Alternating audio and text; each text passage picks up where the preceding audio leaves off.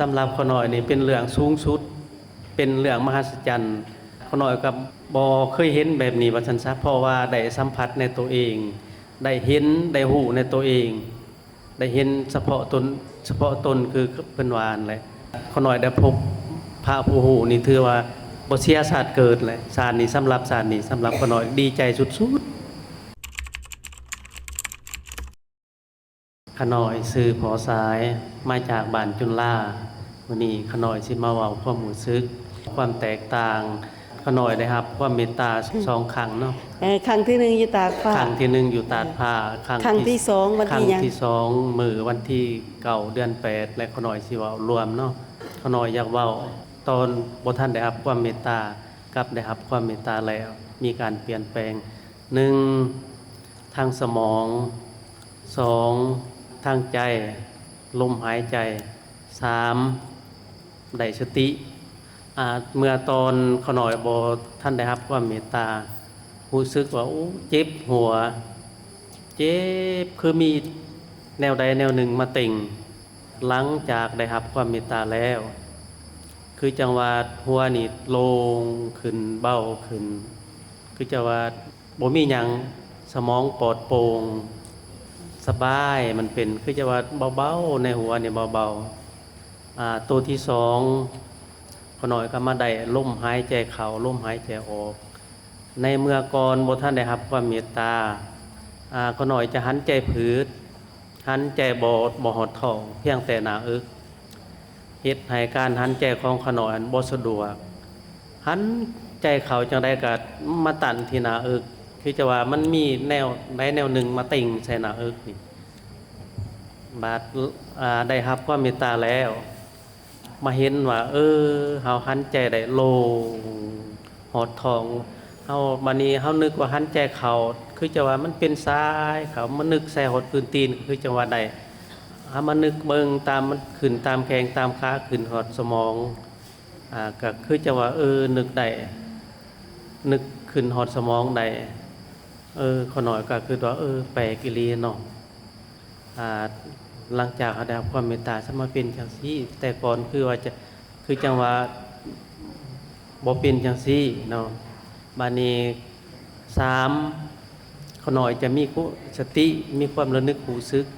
อยู่กับลมหายใจเข้าลมหายใจออกจะฮู้ว่าหายเข้าจะใจเข้ายาวกว่าฮู้ออกยาวกว่าฮู้ว่าคันว่าสมมุติว่าเฮาอยากหันใจเข้ายาวเฮาอยากเบิ่งว่าลมไปหอดแสหอดพื้นตีนบ่หรือว่าขึ้นมาทางสมองนี่เฮาจะฮู้ตัวนี้มันเป็นความแตกต่างเนาะแล้วจะมีสติอยู่แตกต่างกันกับเมื่อก่อนหลายบ่โดยแตกต่างกันกับเมื่อก่อนหลายโอ้ย 100% พุ่นแหละถือว่าสติได้ดีแม่นลมหายใจลงโดงเดียนแม่นส่วนหัวใจนี่เป็นจังไดส่วนหัวใจก็ในเมื่อก่อนมันจะเต้นแห้งเนาะมันจะเต้นตุบตับตุบตับตุบตับเต้นแห้งบัดเมื่อให้ได้รับความเมตตาแล้วเฮามาค้ำเบิ่งว่าในอกตัวเองนี่ทักมีเสียงเต้นน้อยนึงคือจะว่าสบายในเดึกๆกับเห็นความแตกต่างคลายทุกข์มีความสุขมีความเรียบร้อยดีบ่แบบโดยมันมีความสุขบ่จักสิเปรียบคือจะว่ามันเป็นสบายจังซี่ความคิดมันจะบ่เกิดขึ้นมันสิเป็นเฉยๆจังซี่นี่นะส่วนความคิดวกวนแต่ก่อนเห็นมามีการเปลี่ยนแปลงแตกต่างหน่อยหรือหลายมีการเปลี่ยนแปลงหลายที่สุดคือความคิดตั้งแต่ก่อนเป็นจังได๋น้อยอกน้อยใจแบบวุ่นวายสับสนกังวลโดยแต่ก่อนมันจะคิดไปเรื่อยเปื่อยไปคิดเลย เวลาเฮาคิดมันจะเจ็บหัวนี่คือว่าตอนนี้นี่สบายบ่ได้คิดสั่งสบายจุดอื่นๆนี่ยังมีบ่พ้นที่ได้ครับจุดอื่นๆนี่ขน้อยคิดว่ายังอีก 2-3 มื้อนี่สิทาเบิ่งอาการก่อนแล้วจังสิกายจะเบาบ่โอ้ยกายเบาแหละเบาตอนขน้อยเดินจงกรมรู้สึกว่าเบาคือมีผู้ย่อจังซี่นะนั่นแหละแล้วใจจะตั้งมั่นดีขึ้นจักเปอร์เซ็นต์โอ้ย 100%เจ้าว่าได้3อย่างมันบ่3ติเอาสรุปกันบัดนี้เนาะสรุปแบบทำความเข้าใจนำกันแบบ แบบช่วยเหลือกันนั่นแหละพอสายเจ้าเห็นเรื่องนี้นะเป็นเรื่องแบบใดเป็นเรื่องดีเลิศประเสริฐยิ่งบ่เป็นเรื่องธรรมดาบ่หรือเป็นเรื่องสูงสุดหรือเป็นเรื่องที่เจ้านาพึงพอใจ สำหรับขน้อยนี่เป็นเรื่องสูงสุดเป็นเรื่องมหัศจรรย์ขน้อยก็บ่เคยเห็นแบบนี้ว่าซั่นซะเพราะว่าได้สัมผัสในตัวเองได้เห็นได้รู้ในตัวเอง ได้เห็นเฉพาะตนคือเพิ่นว่านั่นแหละขน้อยได้พบพระผู้รู้นี่ถือว่าบ่เสียชาติเกิดแหละชาตินี้สำหรับขน้อยดีใจสุดๆ บ่มีเรื่องจ่ายเงินเสียเงินอันใด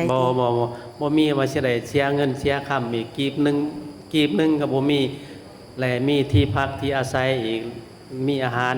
3ข้าวให้กินสบายและขน้อยก็ผู้หนึงที่ยังยืนว่า